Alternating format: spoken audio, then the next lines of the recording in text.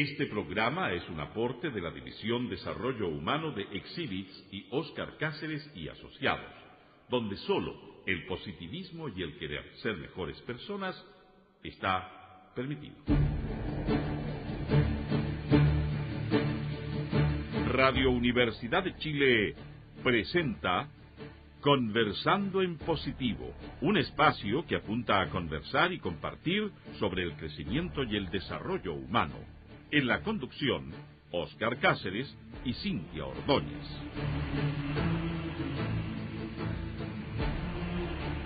¿Qué tal, amigos? Muy buenas tardes a toda la gente que nos escucha a esta hora, esta calurosa hora de este verano maravilloso que tenemos acá en Santiago de Chile. Bienvenidos a Conversando en Positivo en Radio Universidad de Chile 102.5, la radio que piensa. Cintia, ¿qué tal? ¿Cómo estás? Bien, muy bien. Contenta de estar aquí nuevamente con una gran invitada. Sí, pues hoy día tenemos además un gran tema. Así es. ¿Cómo estás tú? Bien, bien. Qué bueno. ¿Cómo está Lucas? Inmenso, grande, sí. Sí, para la gente que nos escucha, Lucas es nuestro hijo. Y hay un sentido del por qué le pregunto a Cintia, mi mujer, por Lucas, que es mi hijo también. Y es porque tenemos una invitada tremenda. Su nombre es Karina Vaca. La verdad, Karina, es que yo hacía tiempo que tenía la idea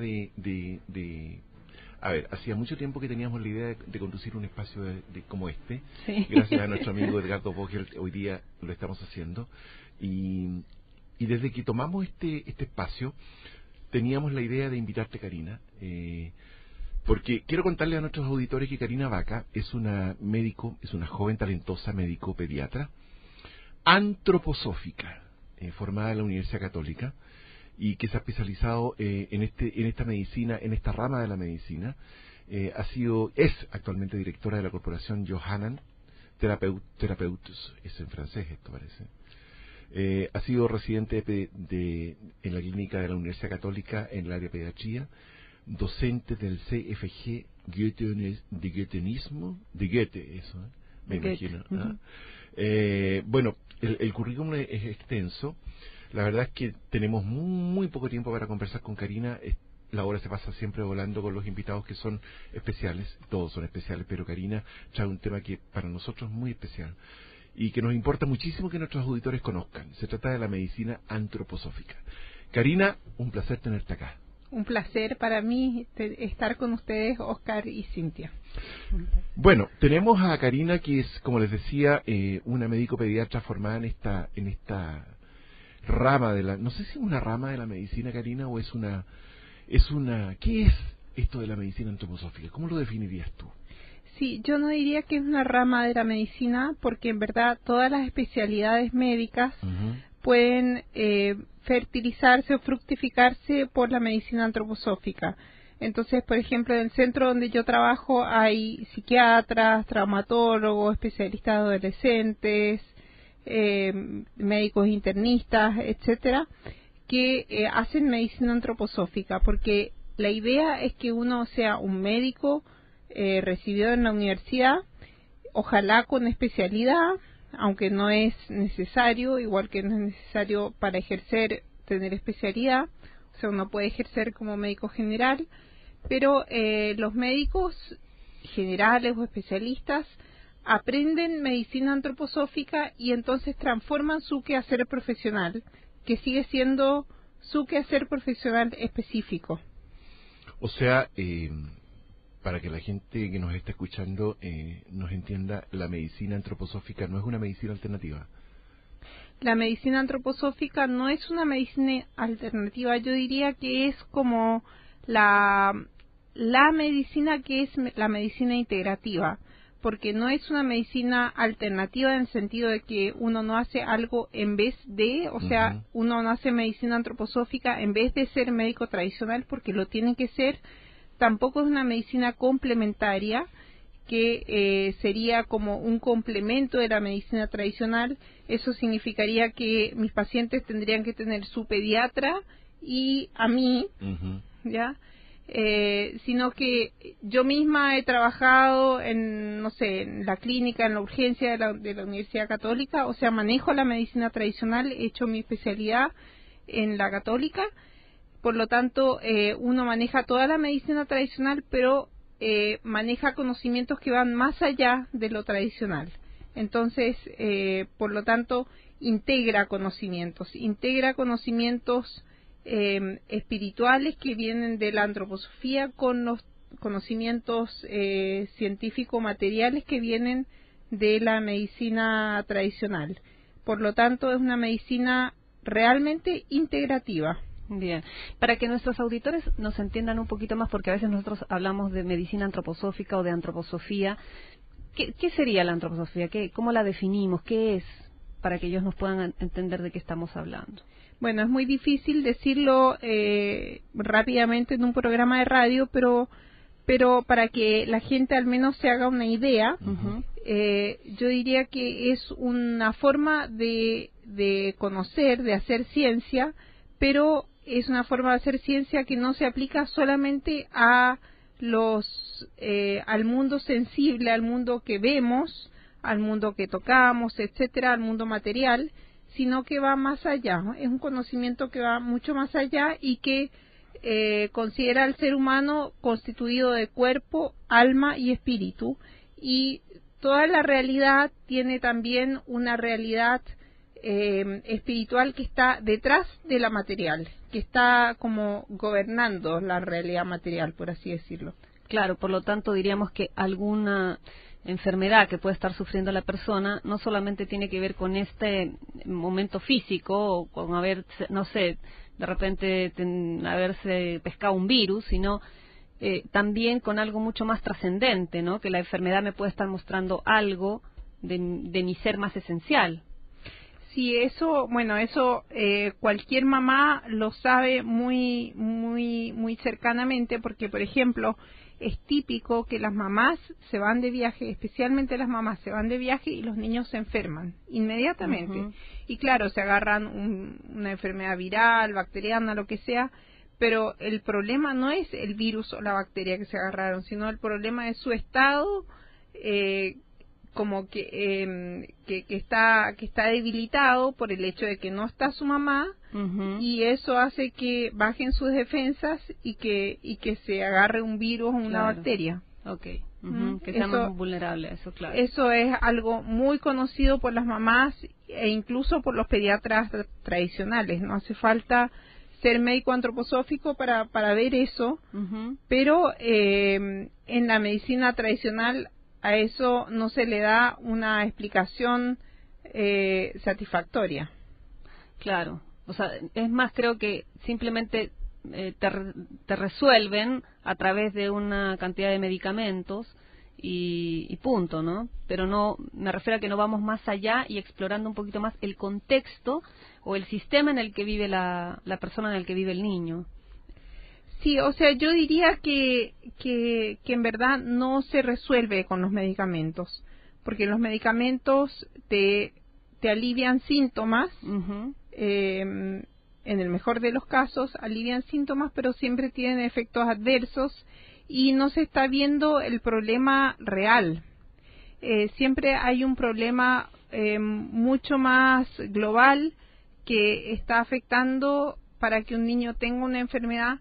Por otro lado, entre paréntesis, quiero decir que es normal que los niños se enfermen, es una edad de enfermedad, especialmente antes de los 7 años, es normal que los niños tengan enfermedades, tengan fiebre. Ahora, lo importante no es evitar las enfermedades, sino que los niños salgan de la enfermedad más fortalecidos de lo que estaban antes de tenerla. Por lo tanto, la idea de la enfermedad es que es una crisis biográfica y que uno, después de salir de la enfermedad, uno sale más fortalecido. En general, los niños chicos salen más fortalecidos en lo físico, también en su desarrollo psicomotor. En los adultos muchas veces hay avances en lo anímico y en lo espiritual. O sea, el crecimiento es mucho más sutil. Okay. Perfecto. Pero ahí, Karina, a ver, hay una... es mi percepción, ¿eh? Desde lo que yo he podido ver, hay algún encuentro con la mirada tradicional de la medicina en el sentido, por ejemplo, ustedes plantean de que cuando un niño tiene fiebre, hay que asumir la fiebre y la fiebre de alguna forma es un elemento que ayuda en el proceso de la enfermedad del niño. En la medicina tradicional estamos acostumbrados inmediatamente a algún medicamento que baje la fiebre.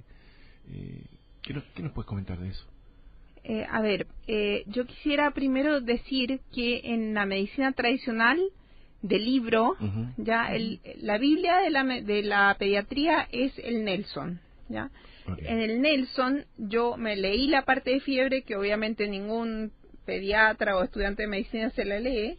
Yo me la leí y en el Nelson dice la fiebre, en palabras médicas, obviamente la fiebre es buena y la fiebre no se baja, ¿ya? Solo se baja para confort del paciente, pero la fiebre no se baja. Eso lo dice en la Biblia de la pediatría tradicional, ¿ya? Si uno ve cualquier artículo científico, cualquier artículo serio con respecto a la fiebre, se sabe que la fiebre es un mecanismo de defensa, que la fiebre es beneficiosa, los virus dejan de replicarse con fiebres altas, se activa varios tipos de interferón, de factor de necrosis tumoral, etcétera, como sustancias que son las que estimulan el sistema inmune y ayudan a que uno se defienda contra el agresor, que puede ser un virus, una bacteria, un hongo, lo que sea. Entonces es súper importante no bajar la fiebre, ¿ya? Y en verdad en la medicina tradicional se dice, bueno, pero por confort hay que bajar la fiebre para que los niños no se sientan tan mal.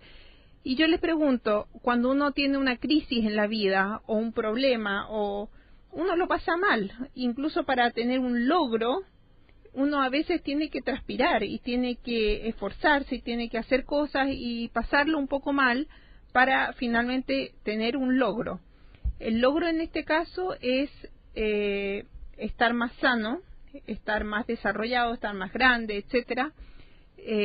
Y para eso, claro, uno lo pasa mal, pero después el beneficio es enorme. O sea, siempre que uno quiere lograr algo, tiene que atravesar un umbral, una barra, que es un impedimento que justamente nos marca los límites que teníamos antes de tener ese logro. Entonces es correr los límites. Y eso cuesta trabajo. Cuesta trabajo. Y además que, pensando no solamente en el confort de los niños, sino que en el confort de los padres, porque los que más se preocupan cuando el niño está en 39 son y te lo decía por experiencia propia.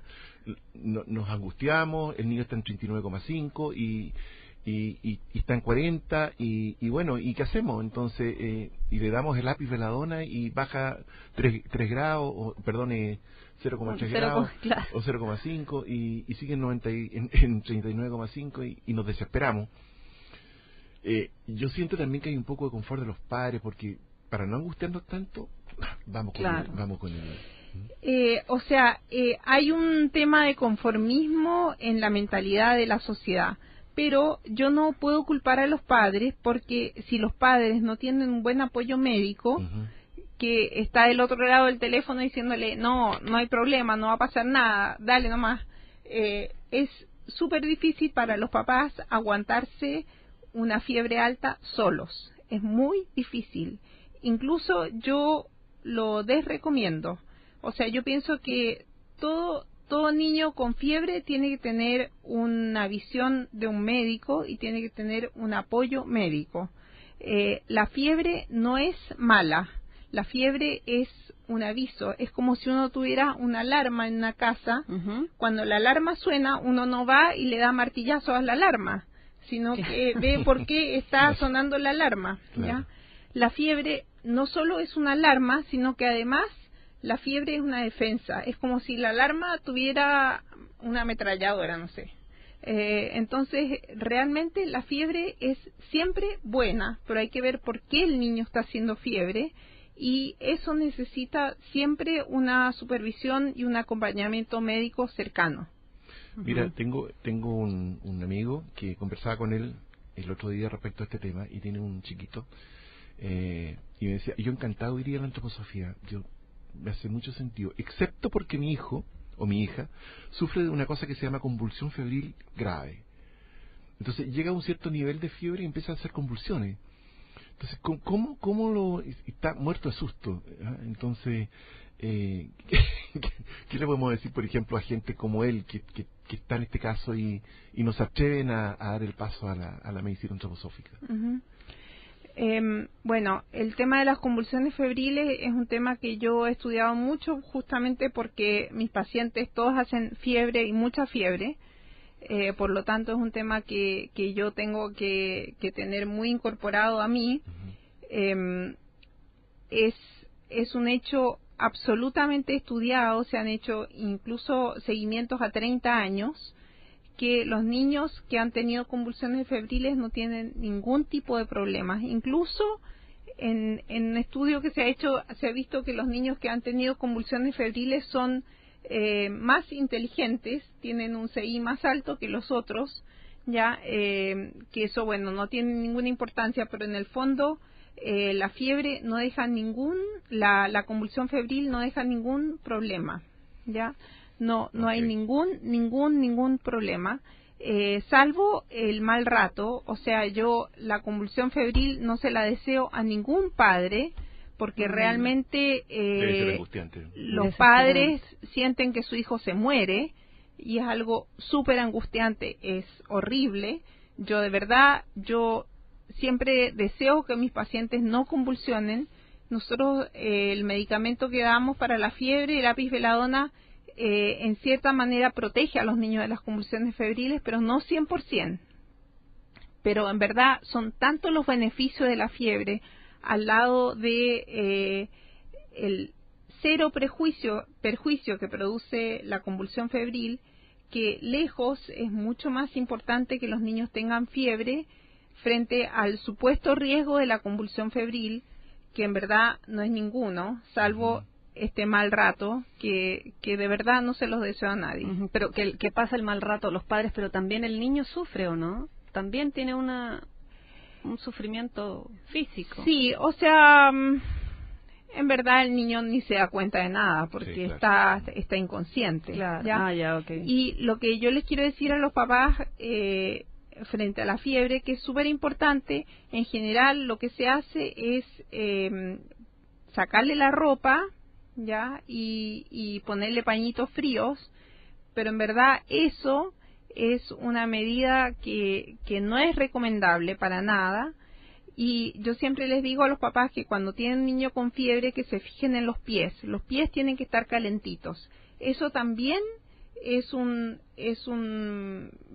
preventor de la convulsión febril. Eso previene la convulsión febril también, el hecho de que los pies estén calentitos. A veces los niños están con 40 de fiebre y tienen los pies helados, y después de la convulsión los pies están calentitos. O sea, yo lo he visto en vivo y en directo.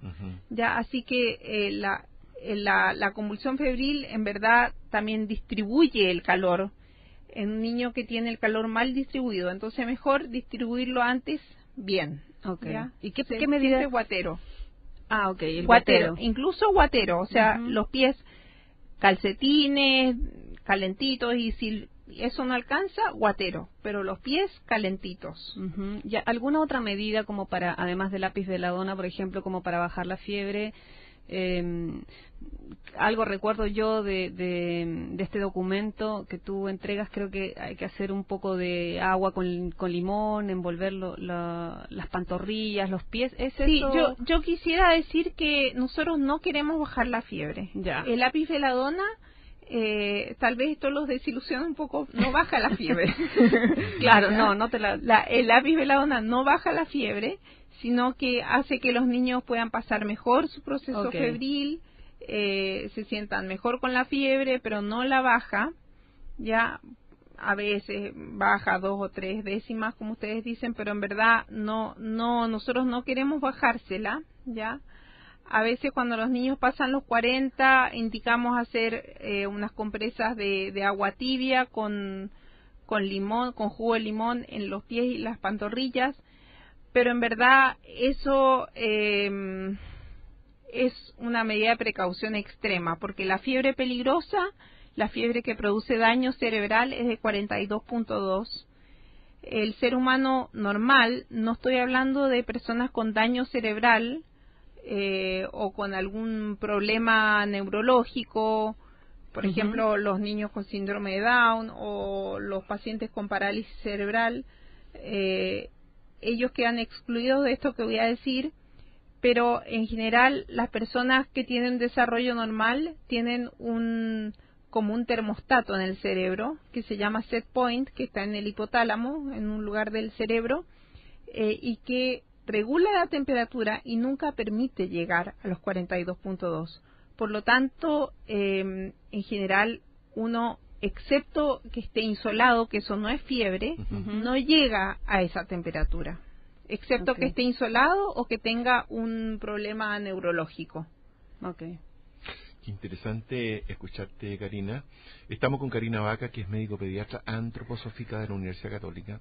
No estudiaste antroposofía en la Universidad Católica, pero sí estudiaste medicina en la Universidad Católica. No, pediatría. Perdón, pediatría. Ya, okay. Quiero llevarte a un... Perdón, los auditores que tengan consultas pueden utilizar nuestro Twitter o Cáceres P para traspasarle a Karina las consultas. Quiero llevarte a un tema que leí en una entrevista que te hicieron, Karina. Decía en esa entrevista que tú, muy jovencita, a una edad muy joven, llegó a tus manos una revista o un libro, Medicina Antroposófica. Y ahí pudiste hacer un link entre tu búsqueda espiritual y la práctica o el estudio de la medicina. ¿Qué nos puedes contar de eso? Bueno, yo desde muy chica tuve mucho interés en la ciencia, leía revistas científicas de muy chica y justo se dio que cuando yo tenía 10 años de edad a mi mamá le dio cáncer de mama. Y entonces ella dijo, yo no me voy a operar, le hicieron biopsia, salió positiva, le dijeron tienen que hacerse mastectomía, ella dijo no me voy a operar y cayó en manos de un médico que hacía medicina natural y en ese momento ella siguió estos consejos del médico que hacía medicina natural, se sanó del cáncer, esto hace... ¿cuánto? 37 años atrás. Y nunca más, ¿no? Nunca más. O sea, en general uno si a los 10, 15 años no ha vuelto el cáncer, ya no volvió. Así que mi mamá se sanó. Y entonces en ese momento yo me empecé a interesar por medicinas alternativas, estudié cuánta cosa había de medicina, sobre todo orientales, y entonces me empecé a interesar por la espiritualidad oriental. Entonces me empecé a interesar mucho por la espiritualidad en general, y para mí la espiritualidad era un hecho y la ciencia también era un hecho. Entonces yo decía, ¿cómo puede ser que haya dos mundos que son verdaderos y que no haya un puente entre ellos? O sea, si o uno de los dos es falso, y eso yo estaba segura que no, que había verdad en los dos, y si hay verdad en los dos tiene que haber un puente. Entonces esa fue mi búsqueda y cayó en mis manos este libro que es el libro base de la medicina antroposófica, y eso fue a los 18 años y medio, y entonces en ese momento yo diría en la segunda página me di cuenta, este es el puente que yo estoy buscando entre la espiritualidad y la ciencia. Y hasta hoy estoy convencida que la medicina antroposófica hace ese puente en forma absolutamente efectiva y satisfactoria para cualquier persona de mentalidad moderna. Qué interesante. Fue así como llegaste entonces a la medicina antroposófica. Sí. Mira. Ahora, ¿por qué la antroposofía es espiritualidad? Esta es una pregunta ya un poco más global que tiene que ver con la antroposofía, porque yo algo sé de Rudolf Steiner, no sé qué links hay con Goethe, no sé qué links hay con las líneas Rosacruces, pero algo de eso hay, tengo la sospecha. Sí, la antroposofía Bueno, es importante decir que la medicina antroposófica es una hija de la antroposofía, Okay. ¿ya? Así como la medicina antroposófica es una hija de la antroposofía tiene muchas hijas, porque la antroposofía es solo una visión y una forma de investigar el ser humano, el mundo, pero entonces todos los ámbitos del quehacer humano se pueden renovar desde esta perspectiva. Entonces existe la pedagogía Waldorf, existe la agricultura biodinámica, existen la euritmia, etcétera, como muchos ámbitos del quehacer humano, o todos yo diría, se pueden renovar desde la antroposofía, incluso la economía. Y en verdad es importante darse cuenta que la antroposofía nació desde las investigaciones de Rudolf Steiner, que fue una persona dotada. Él desde muy joven podía percibir un mundo suprasensible, o sea, que va más allá de lo sensible que los otros seres humanos no percibían, y entonces él recibió desde su maestro, que nadie sabe muy bien quién fue, pero recibió desde su maestro una tarea que fue ocúpate del pensamiento moderno y traduce lo que tú ves al pensamiento moderno. O sea, haz el link entre la vivencia espiritual y la ciencia. Y eso fue lo que hizo Rudolf Steiner. Rudolf Steiner investigó todos los pensadores de su época y está absolutamente metido en el pensamiento de su época, con los pensadores modernos, y él dijo, ¿cómo puedo llevar la experiencia espiritual que yo tengo al pensamiento? Porque de esa forma es de la única manera que uno puede, como ser humano moderno, accediendo a algo pensante, ¿ya? Uno puede quedarse libre, porque en el pensamiento uno es libre. Entonces uno accede a través del pensamiento a una experiencia espiritual, y si la profundiza puede uno mismo llegar a esa experiencia espiritual, pero es a través del pensamiento, o sea, de una manera totalmente lúcida, consciente y libre. Esto estamos hablando del año 1912 más o menos, ¿verdad? Sí, Rudolf Steiner empezó como ya en 1908, 1909 a dar conferencias. Perfecto. Y de ahí se comienza a desarrollar. Cuéntame, Karina, ¿cuál es el desarrollo actual de la medicina antroposófica en Chile y en Latinoamérica?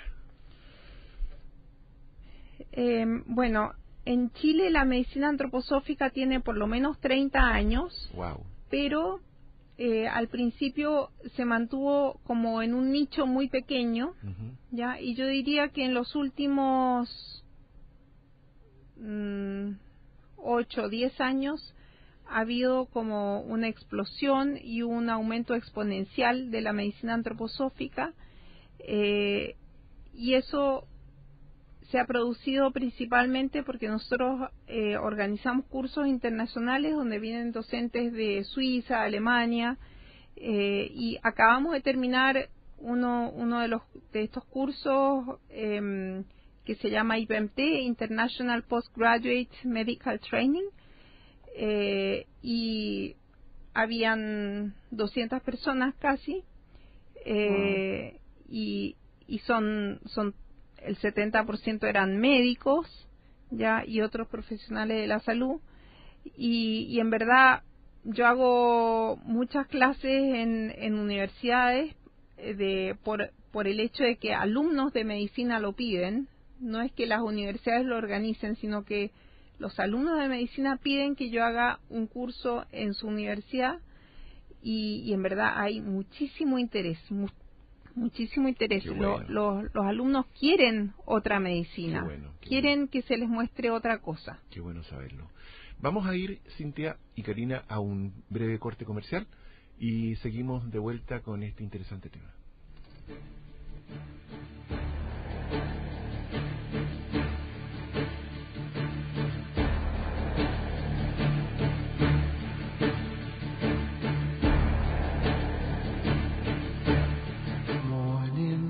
Por más de 20 años, Óscar Cáceres y Asociados ha desarrollado y puesto en práctica metodologías de excelencia en diversas organizaciones en Chile y el extranjero. Con un potente equipo de profesionales, certeros sistemas de medición y un modelo propio, ha logrado elevar estándares en los procesos productivos de sus clientes. Los equipos World Class se componen de personas World Class. Para mayor información ingresa a www.oscarcaceres.com. Óscar Cáceres y Asociados, transformando personas y organizaciones. Si eres amante de la lectura y de nuestros autores nacionales, te esperamos en la librería del GAM, Chile en Libros. Centro Cultural Gabriela Mistral, Edificio B, Metro Universidad Católica. La librería del GAM, Chile en Libros, en el Centro Cultural Gabriela Mistral.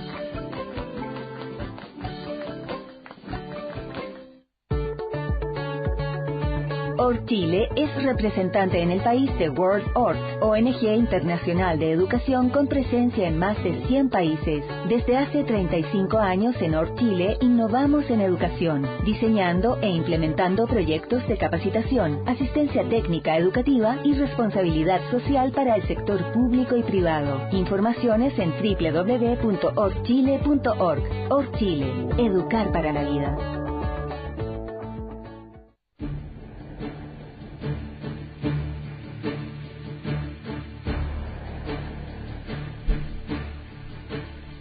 Estamos conversando con la doctora Karina Vaca Seller, médico pediatra que practica en Chile a través del Johannan, Centro Johannan, la medicina antroposófica para niños.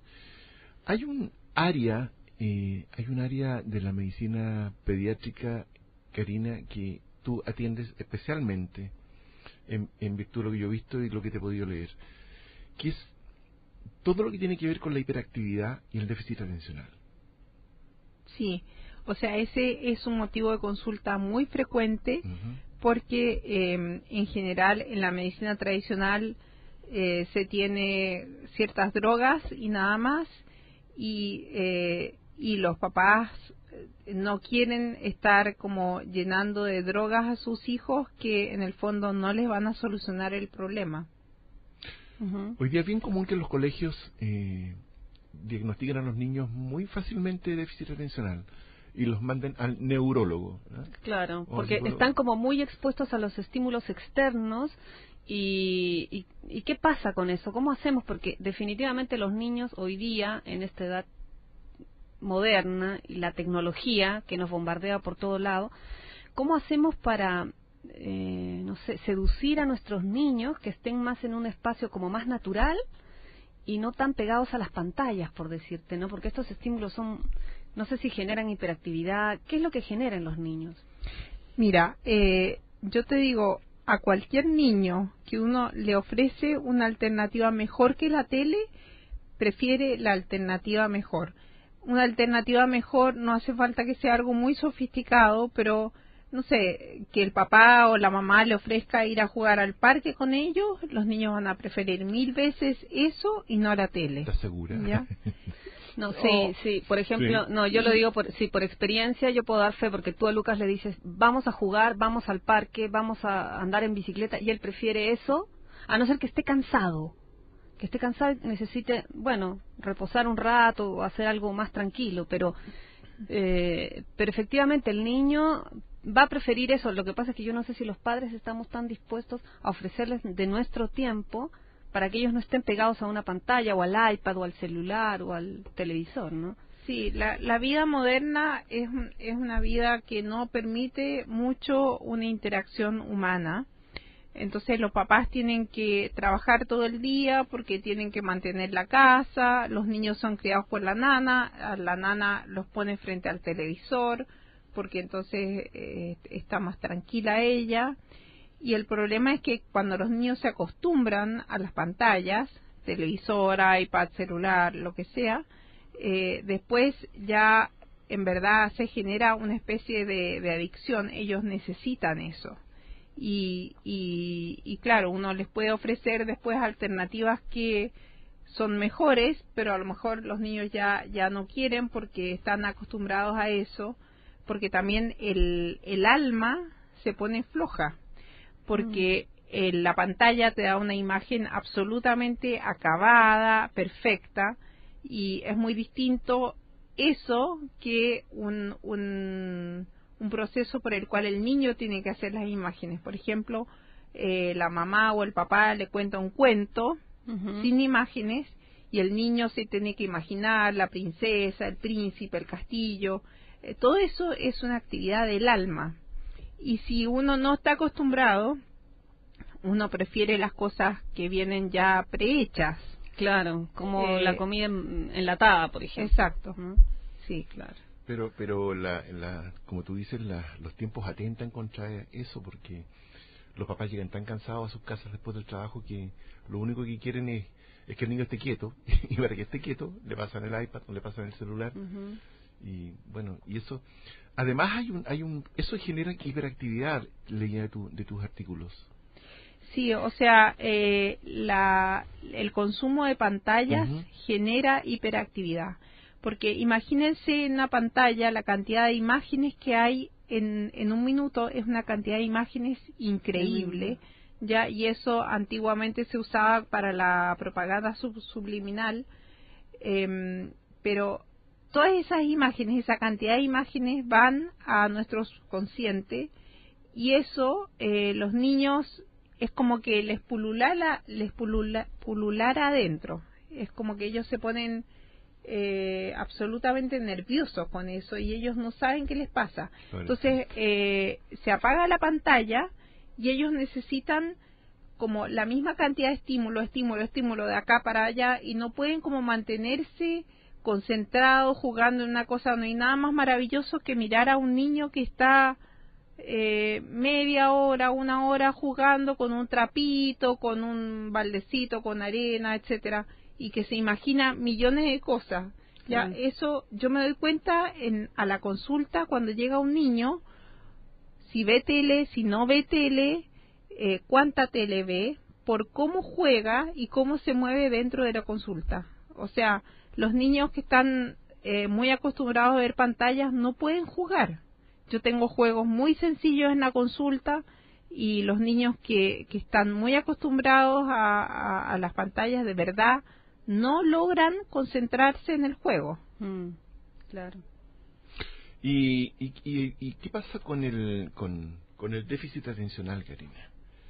¿Cuál es la mirada desde la antroposofía?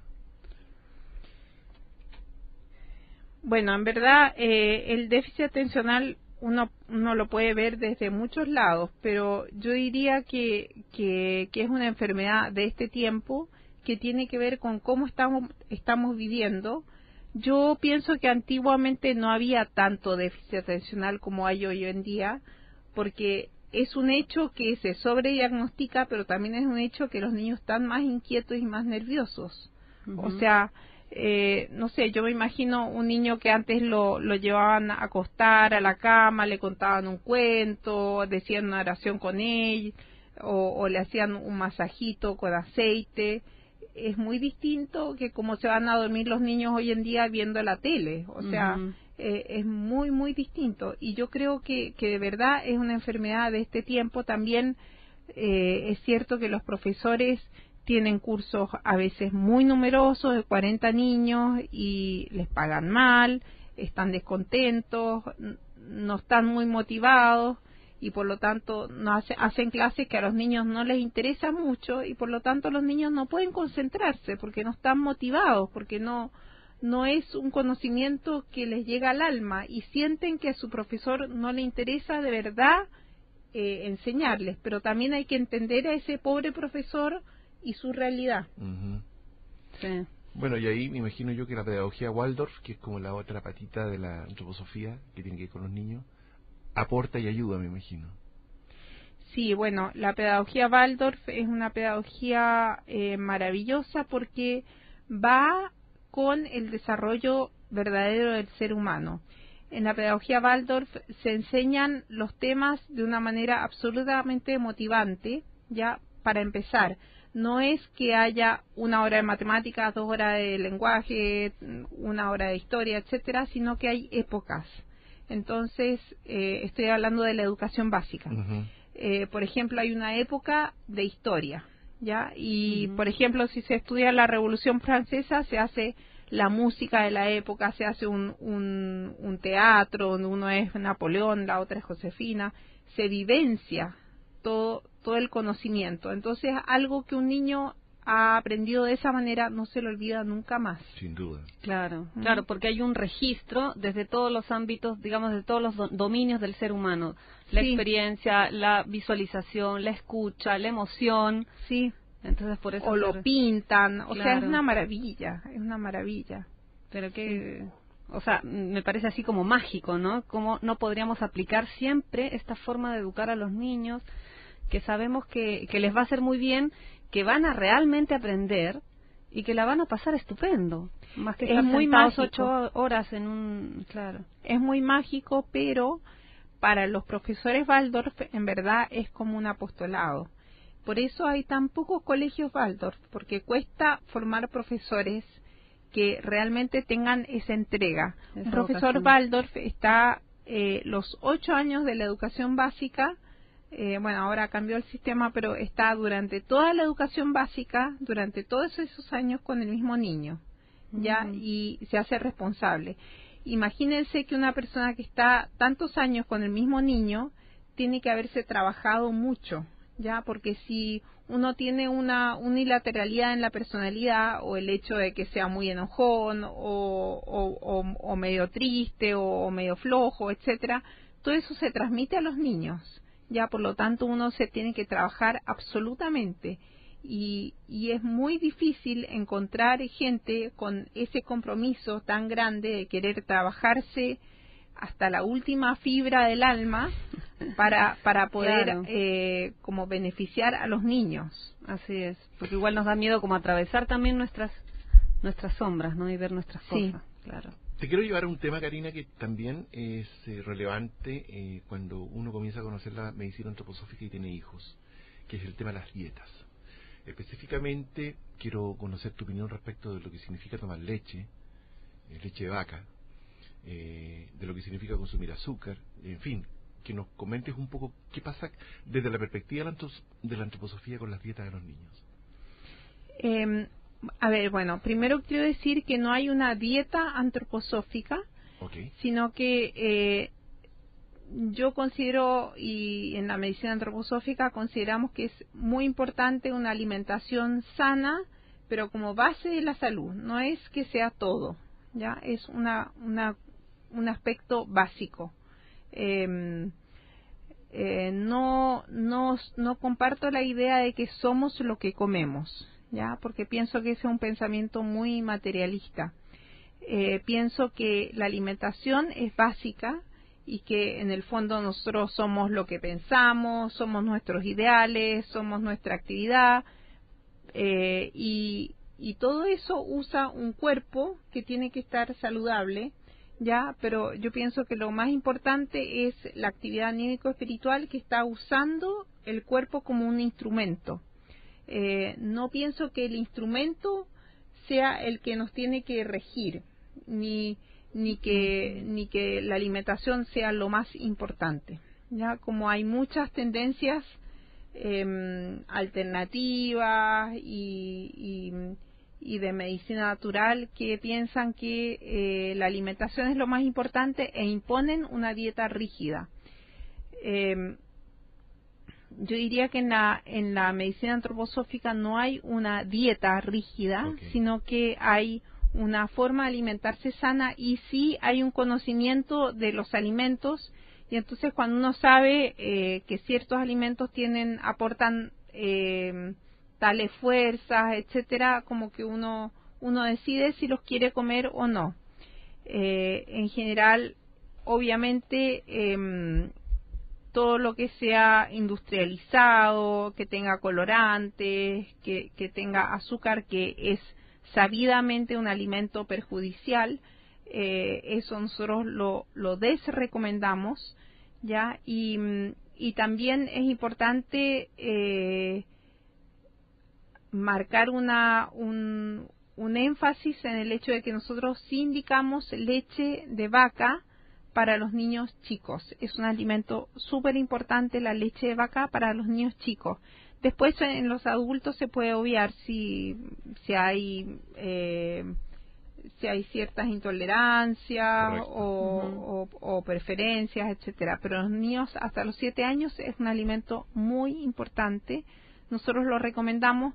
Lo que yo diría que no es bueno es todo el proceso que se hace a la leche en el supermercado, ¿ya? Por ejemplo, especialmente la homogeneización, el proceso UHT, son procesos muy, muy dañinos para la leche y que realmente destruyen lo que es verdaderamente la leche. Si uno toma leche de vaca ordeñada, tiene un sabor totalmente distinto que la leche del supermercado. Totalmente. Así es. Incluso la gente dice, ay, no, pero la leche de vaca tiene un sabor muy fuerte, la leche de vaca ordeñada. Pero es leche, eso es leche. Lo que pasa es que la gente está acostumbrada a tomar la leche del supermercado que ya no tiene gusto a leche, tiene gusto a agua. Claro. Leche light. Karina, yo quería preguntarte, dentro de lo que veíamos en tu página web también, tú mencionas que la medicina antroposófica no solo se queda en el uso de medicamentos naturales y alopáticos, sino que también usa otro tipo de terapias, por ejemplo, la terapia artística, la terapia de baños, musicoterapia, cabalgata terapéutica. ¿Qué nos puedes contar sobre eso? Bueno, yo te agradezco, Cintia, que me hagas esta pregunta porque en verdad la medicina antroposófica es un organismo donde el médico es solo una parte. Los médicos usamos mucho las terapias que son terapias antroposóficas, como la terapia artística, la euritmia curativa, el masaje rítmico, la cabalgata terapéutica, la psicomotricidad, la psicoterapia antroposófica. En verdad hay una infinidad de terapias y nosotros trabajamos muy codo a codo con los terapeutas, y cuando enviamos a un paciente a un terapeuta, muchas veces conversamos con el terapeuta sobre este paciente, porque en verdad es súper importante trabajar como en conjunto y hacia la misma meta. Y no hay nada más bonito que una conversación terapéutica donde dos profesionales de distintas áreas se reúnen para conversar sobre un tercero para hacerle bien. Realmente las conversaciones terapéuticas son algo muy satisfactorio profesionalmente. O sea, de verdad es como, yo diría que uno de los momentos más altos para un médico o un terapeuta. Mira, claro, porque además entre los dos ven cómo se va uniendo, digamos, desde lo más físico, desde el espacio más psíquico, lo que le puede estar pasando al paciente. Y de esa forma unen estas dos miradas y lo ayudan, ¿no? Y a mí los terapeutas siempre me dicen cosas que yo no he visto y que me sirven en mi diagnóstico y en mi tratamiento y viceversa. Entonces realmente son dos aspectos muy complementarios y que se potencian. Y las terapias, lo bueno que tienen es que el paciente practica activamente, excepto en el masaje rítmico donde recibe, pero que también son indicaciones especiales en que a veces el paciente necesita el masaje rítmico como primera terapia para después hacer una terapia más activa. Pero, por ejemplo, en la cabalgata terapéutica los pacientes practican. Y yo pienso que es súper importante que los pacientes puedan como asumir lo que les pasa y practicar. Y en el practicar poder ir sanándose. Bien. ¿Hay alguna relación, Karina, entre la antroposofía, la medicina antroposófica y la homeopatía? No hay relación directa.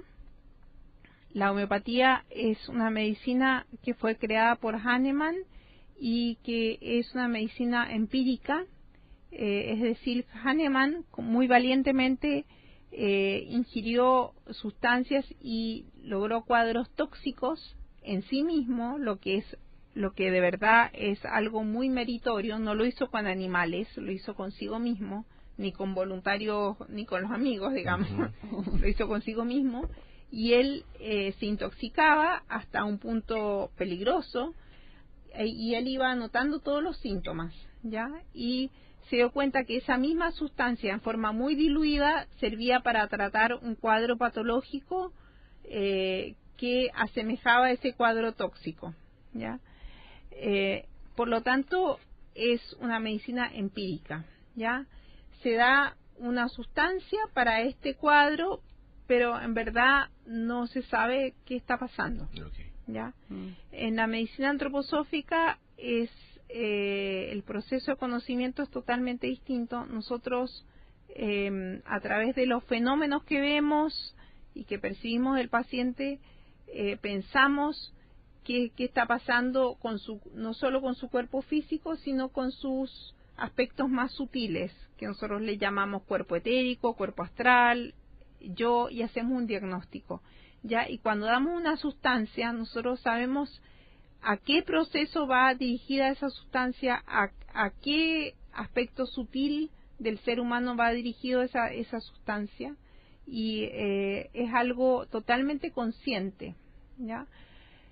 La única cosa parecida, porque no es igual, es que en la medicina antroposófica, obviamente, como se usan medicamentos que surgen del reino mineral, vegetal y algunos del reino animal, hay sustancias que son iguales que las homeopáticas, ¿ya? Y también se usan sustancias diluidas, se usan sustancias no diluidas, diluidas, pero los procesos farmacéuticos de la medicina antroposófica son muy distintos a los homeopáticos, muy distintos, ¿ya? Por lo tanto, los medicamentos de la medicina antroposófica son muy distintos de los homeopáticos.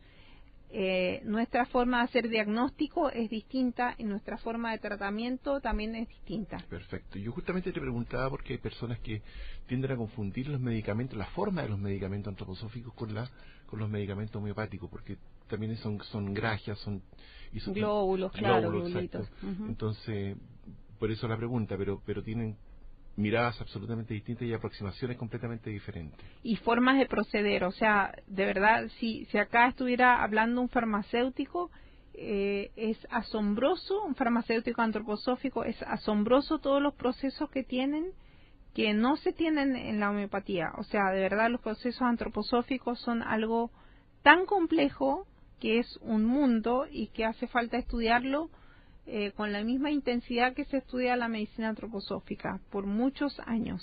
Ahora, tú mencionabas en algún minuto que la medicina antroposófica en Chile está creciendo casi exponencialmente. ¿Tenemos el soporte de laboratorio para ese crecimiento? Te lo pregunto porque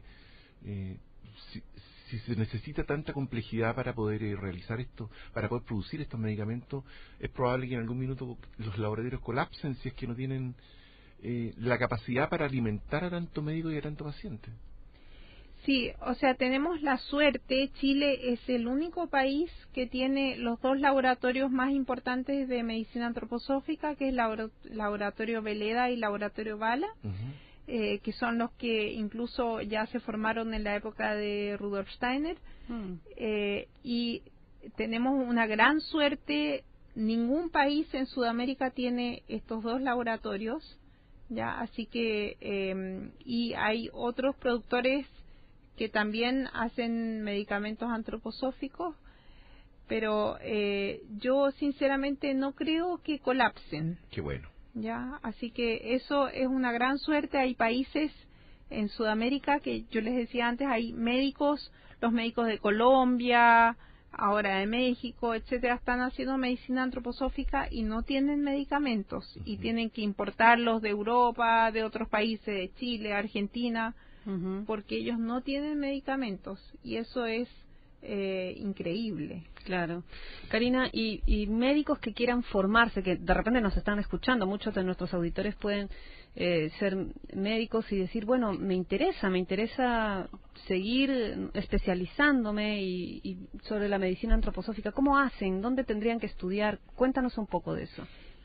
Bueno, nosotros estamos formando muchos médicos. Y yo diría que Johanna, en el centro donde yo trabajo, se caracteriza no solo por ser un centro asistencial, atendemos muchos pacientes por mes, pero es sobre todo un centro que irradia antroposofía y medicina antroposófica. Hacemos muchos cursos y dentro de esos cursos vamos a empezar una formación oficial de medicina antroposófica en marzo de 2017. Ya es un curso muy grande que dura 4 años y medio de estudio más 2 años de tutorías clínicas.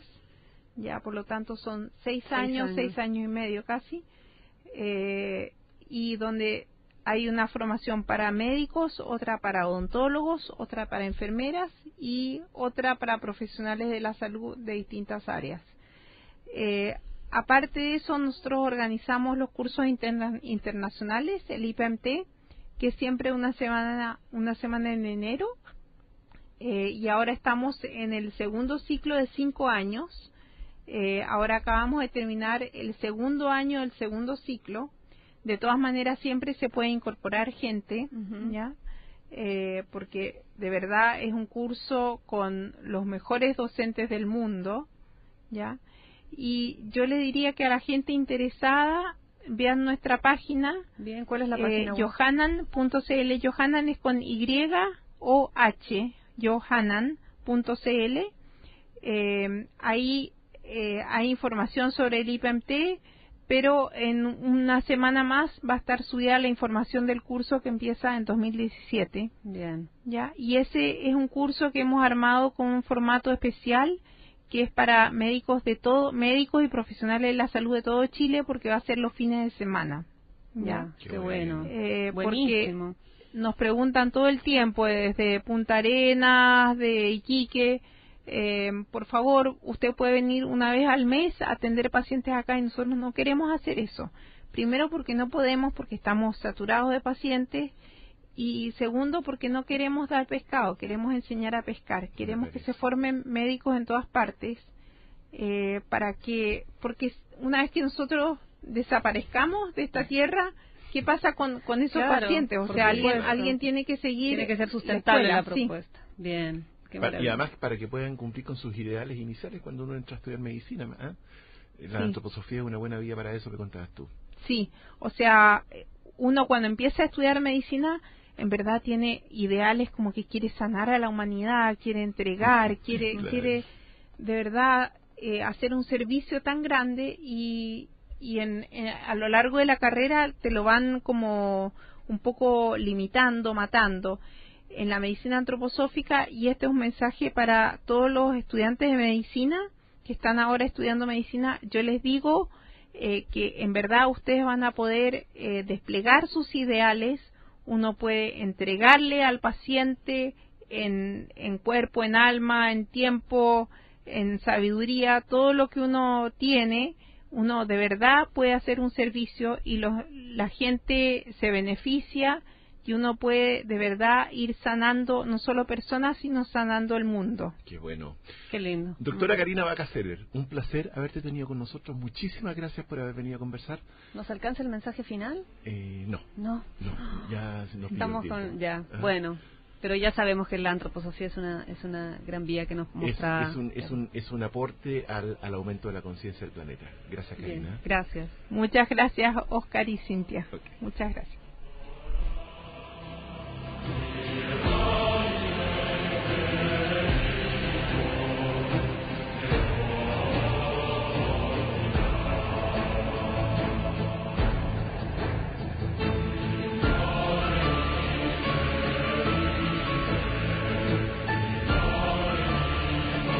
Universidad de Chile presentó Conversando en Positivo, un espacio que apunta a conversar y compartir sobre el crecimiento y el desarrollo humano. En la conducción, Óscar Cáceres y Cintia Ordóñez. Este programa es un aporte de la División Desarrollo Humano de Exhibits y Óscar Cáceres y Asociados, donde solo el positivismo y el querer ser mejores personas está permitido.